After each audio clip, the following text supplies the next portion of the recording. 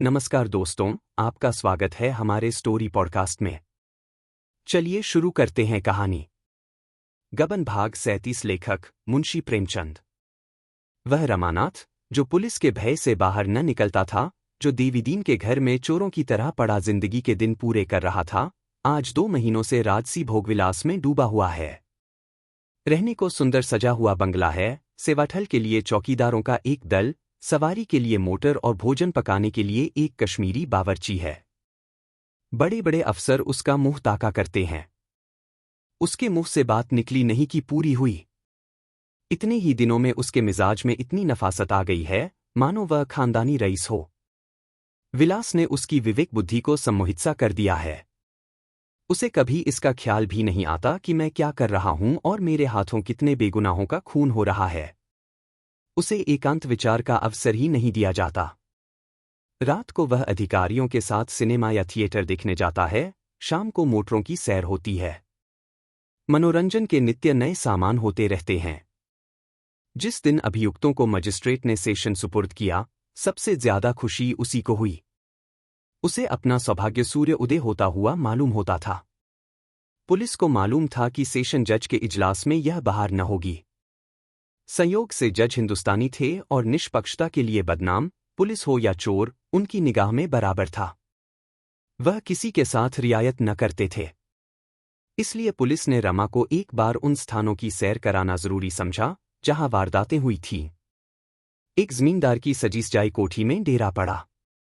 दिन भर लोग शिकार खेलते, रात को ग्रामोफोन सुनते, ताश खेलते और बजरों पर नदियों की सैर करते। ऐसा जान पड़ता था कि कोई राजकुमार शिकार खेलने निकला है। इस भोगविलास में रमा को अगर कोई अभिलाषा थी तो यह कि जालपा भी यहां होती। जब तक वह पराश्रित था, दरिद्र था, उसकी विलासेंद्रिया मानो मूर्छित हो रही थी। इन शीतल झोंकों ने उन्हें फिर सचेत कर दिया। वह इस कल्पना में मग्न था कि यह मुकदमा खत्म होते ही उसे अच्छी जगह मिल जाएगी। तब वह जाकर जालपा को मना लाएगा और आनंद से जीवन सुख भोगेगा। हाँ, वह नए प्रकार का जीवन होगा, उसकी मर्यादा कुछ और होगी, सिद्धांत कुछ और होंगे। उसमें कठोर संयम होगा और पक्का नियंत्रण। अब उसके जीवन का कुछ उद्देश्य होगा, कुछ आदर्श होगा।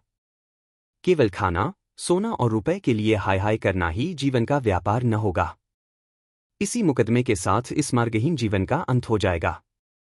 दुर्बल इच्छा ने उसे यह दिन दिखाया था और अब एक नए और संस्कृत जीवन का स्वप्न दिखा रही थी। शराबियों की तरह ऐसे मनुष्य रोज ही संकल्प करते हैं, लेकिन उन संकल्पों का अंत क्या होता है?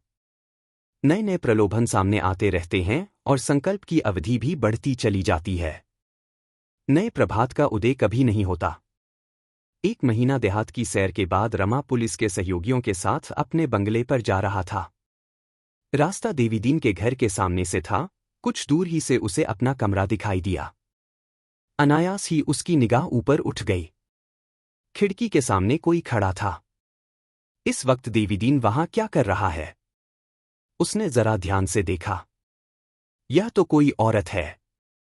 मगर औरत कहां से आई? क्या देवीदीन ने वह कमरा किराए पर तो नहीं उठा दिया? ऐसा तो उसने कभी नहीं किया। मोटर जरा और समीप आई तो उस औरत का चेहरा साफ नजर आने लगा। रमा चौंक पड़ा। यह तो जालपा है। बेशक जालपा है। मगर नहीं, जालपा यहां कैसे आएगी? मेरा पता ठिकाना उसे कहाँ मालूम? कहीं बुढ़े ने उसे खत तो नहीं लिख दिया? जालपा ही है। नायब दारोगा मोटर चला रहा था। रमा ने बड़ी मित्रता के साथ कहा, सरदार साहब, 1 मिनट के लिए रुक जाइए। मैं जरा देवीदीन से एक बात कर लूं। नायब ने मोटर जरा धीमी कर दी, लेकिन फिर कुछ सोचकर उसे आगे बढ़ा दिया। रमा ने तेज होकर कहा, आप तो मुझे कैदी बनाए हुए हैं। नायब ने खिसियाकर कहा, आप तो जानते हैं, डिप्टी साहब कितनी जल्दी जामे से बाहर हो जाते हैं। बंगले पर पहुंचकर रमा सोचने लगा, जालपा से कैसे मिलूं? वहां जालपा ही थी, इसमें अब उसे कोई शुभा न था। आंखों को कैसे धोखा देता? हृदय में एक ज्वाला सी उठी हुई थी, क्या करूं? कैसे जाऊं? उसे कपड़े उतारने की सुधि भी न रही। 15 मिनट तक वह कमरे के द्वार पर खड़ा रहा। कोई हिकमत न सूझी। लाचार पलंग पर लेटा रहा।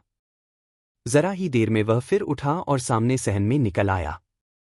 सड़क पर उसी वक्त बिजली रोशन हो गई।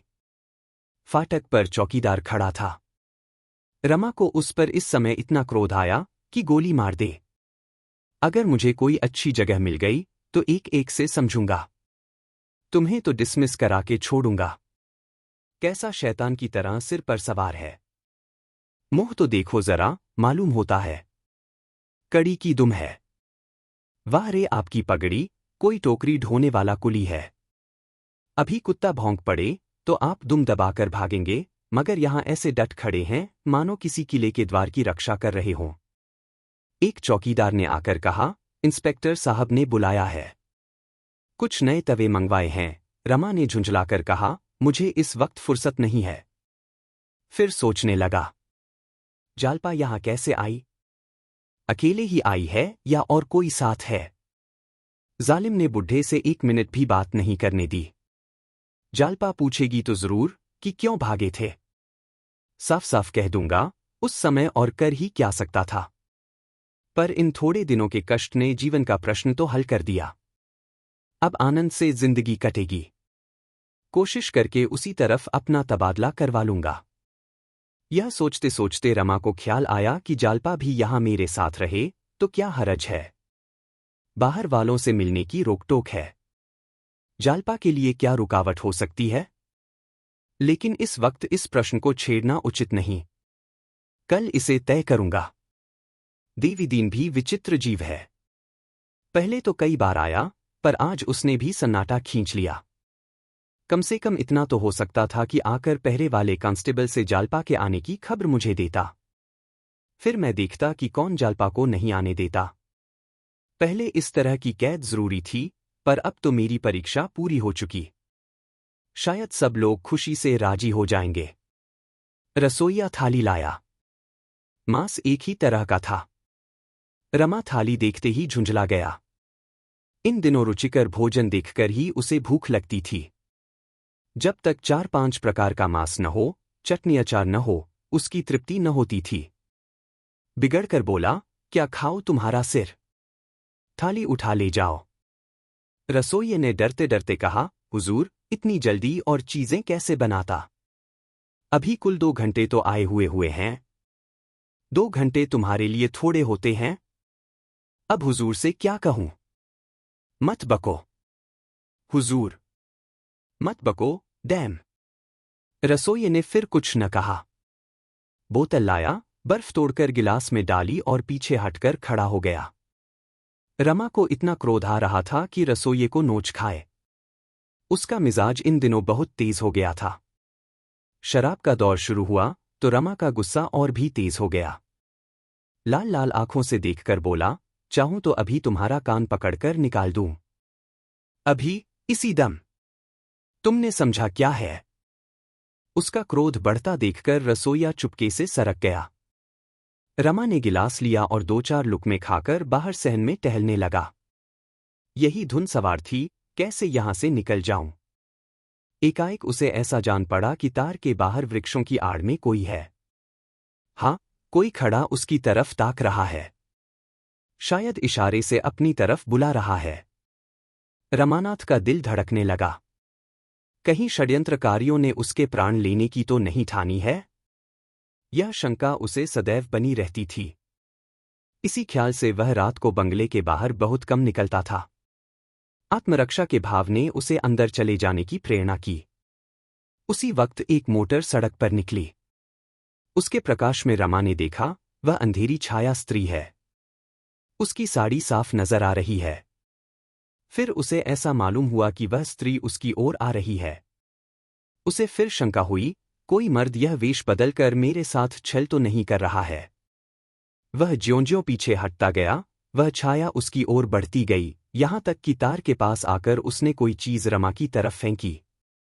रमा चीख मारकर पीछे हट गया, मगर वह केवल एक लिफाफा था। उसे कुछ तसल्ली हुई। उसने फिर जो सामने देखा, तो वह छाया अंधकार में विलीन हो गई थी। रमा ने लपककर वह लिफाफा उठा लिया। भय भी था और कौतूहल भी। भय कम था, कौतूहल अधिक। लिफाफे को हाथ में लेकर देखने लगा। सिरनामा देखते ही उसके हृदय में फुरहरियासी उड़ने लगी। लिखावट जालपा की थी। उसने फौरन लिफाफा खोला। जालपा ही की लिखावट थी। उसने एक ही सांस में पत्र पढ़ डाला और तब एक लंबी सांस ली। उसी सांस के साथ चिंता का वह भीषण भार जिसने आज 6 महीने से उसकी आत्मा को दबाकर रखा था, वह सारी मनोव्यथा जो उसका जीवन रक्त चूस रही थी, वह सारी दुर्बलता, लज्जा, ग्लानि मानो उड़ गई, छूमंतर हो गई। इतनी स्फूर्ति, इतना गर्व, इतना आत्मविश्वास उसे कभी न हुआ था। पहली सनक यह सवार हुई, अभी चलकर दारोगा से कह दूं, मुझे इस मुकदमे से कोई सरोकार नहीं है। लेकिन फिर ख्याल आया, बयान तो अब हो ही चुका, जितना अपयश मिलना था, मिल ही चुका, अब उसके फल से क्यों हाथ धोऊं? मगर इन सबों ने मुझे कैसा चकमा दिया है और अभी तक मुगालते में डाले हुए हैं। सबके सब मेरी दोस्ती का दम भरते हैं, मगर अभी तक असली बात मुझसे छिपाए हुए हैं। अब भी इन्हें मुझ पर विश्वास नहीं। अभी इसी बात पर अपना बयान बदल दूं तो आटा दाल का भाव मालूम हो जाए।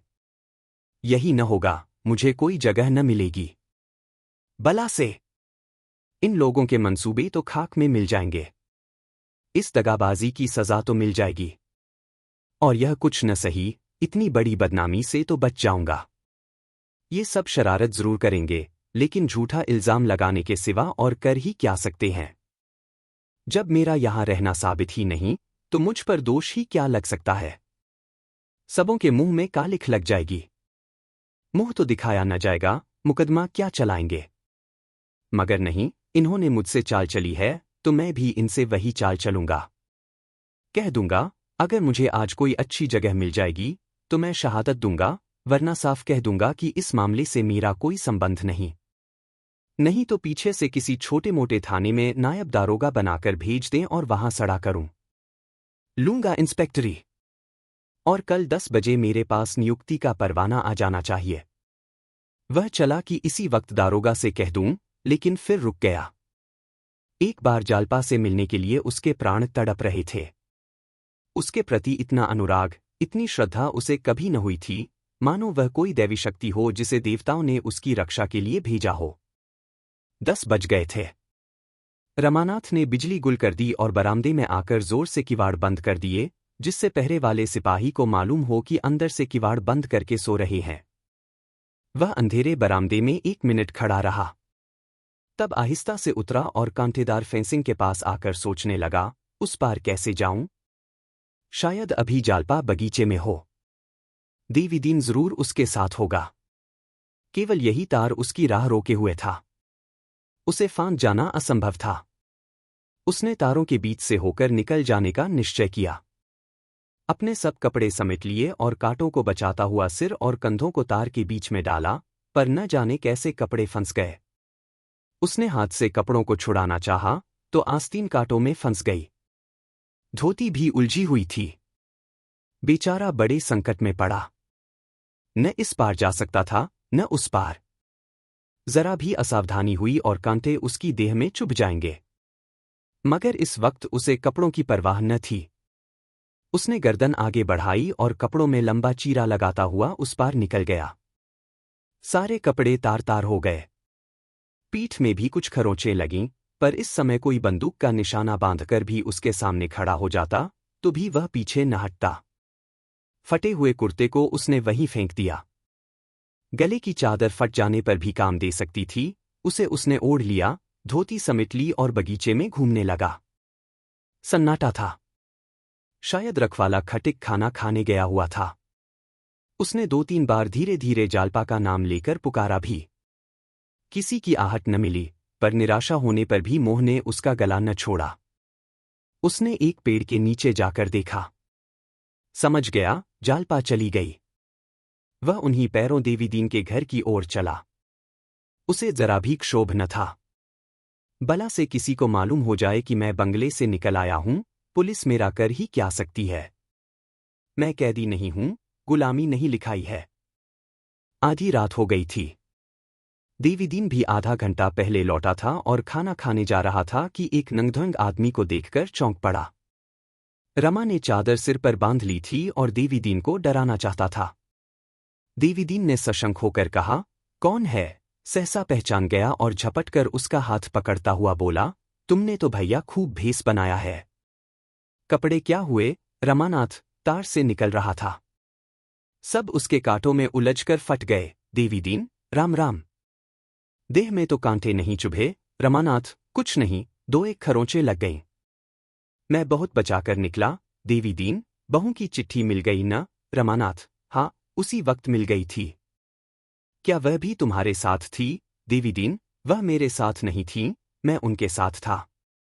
जब से तुम्हें मोटर पर आते देखा, तभी से जाने जाने की रट लगाए हुए थीं।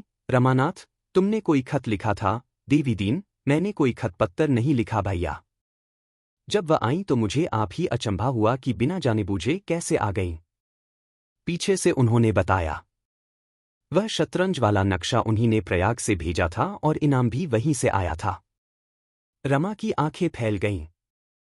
जालपा की चतुराई ने उसे विस्मय में डाल दिया। इसके साथ ही पराजय के भाव ने उसे कुछ खिन्न कर दिया। यहां भी उसकी हार हुई।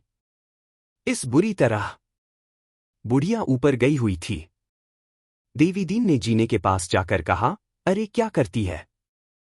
बहू से कह दे, एक आदमी उनसे मिलने आया है। यह कहकर देवीदीन ने फिर रमा का हाथ पकड़ लिया और बोला, चलो, अब सरकार में तुम्हारी पेशी होगी। बहुत भागे थे, बिना वारंट के पकड़े गए। इतनी आसानी से पुलिस भी न पकड़ सकती। रमा का मनोल्लास कम हो गया था, लज्जा से गड़ा जाता था। जालपा के प्रश्नों का उसके पास क्या जवाब था? जिस भय से वह भागा था, उसने अंत में उसका पीछा करके उसे परास्त ही कर दिया। वह जालपा के सामने सीधी आंखें भी तो न कर सकता था। उसने हाथ छुड़ा लिया और जीने के पास ठिठक गया। देवीदीन ने पूछा, क्यों रुक गए? रमा ने सिर खुजलाते हुए कहा, चलो, मैं आता हूं। बुढ़िया ने ऊपर ही से कहा, पूछो, कौन आदमी है, कहां से आया है? देवीदीन ने विनोद किया, कहता है, मैं जो कुछ कहूंगा, बहू से ही कहूंगा। कोई चिट्ठी लाया है? नहीं। सन्नाटा हो गया। देवीदीन ने एक क्षण के बाद पूछा, कह दूं, लौट जाए? जालपा जीने पर आकर बोली, कौन आदमी है, पूछती तो हूं। कहता है, बड़ी दूर से आया हूं। ऐ कहा, यह क्या खड़ा है? अच्छा, बुला लो। रमा चादर ओढ़े, कुछ झिझकता, कुछ झेंपता, कुछ डरता, जीने पर चढ़ा। जालपा ने उसे देखते ही पहचान लिया। तुरंत 2 कदम पीछे हट गई। देवीदीन वहां न होता तो वह 2 कदम और आगे बढ़ी होती। उसकी आंखों में कभी इतना नशा न था, अंगों में कभी इतनी चपलता न थी, कपोल कभी इतने न दमके थे, हृदय में कभी इतना मृदु कंपन न हुआ था। आज उसकी तपस्या सफल हुई।